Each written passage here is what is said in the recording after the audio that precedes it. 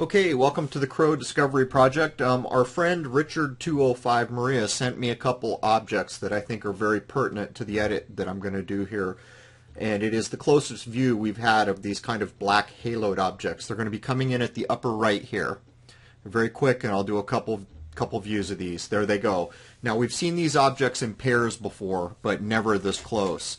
And this is by far the most magnified view we've had of these black haloed objects. Now, while these are not listed satellites, that doesn't tell us a lot about what they might be.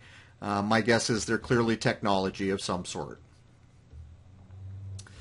And I'm going to take a still out and run through. And if I was to put this in Photoshop and run it through, what you typically see is a core with a slight outer halo and then an even more diffuse outer halo.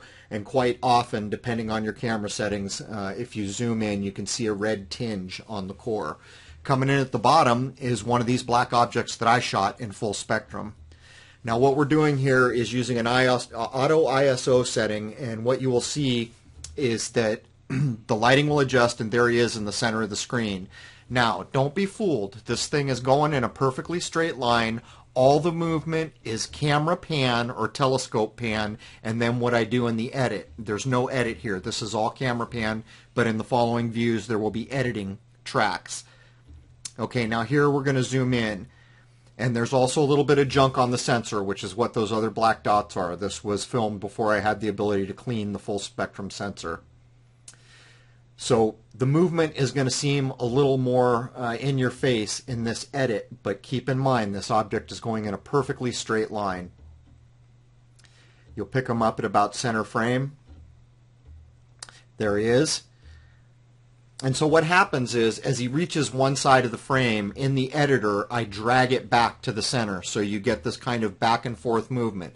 But the object is in a perfectly straight trajectory, and any other of these black dots you see going by are simply, like right there at the bottom of the frame, that is stuff that has fallen off my connector, like T-rings and connector things that I put on the camera. It's little particles of that get grinded off and then fall into the camera. I've got the ability to clean that off on the full spectrum now. I had to learn how to do it. And here comes the final view in an inverted color channel of one of these black haloed objects. And again, we look all the time. We can never find these as listed satellites, but that tells us next to nothing about what they might be.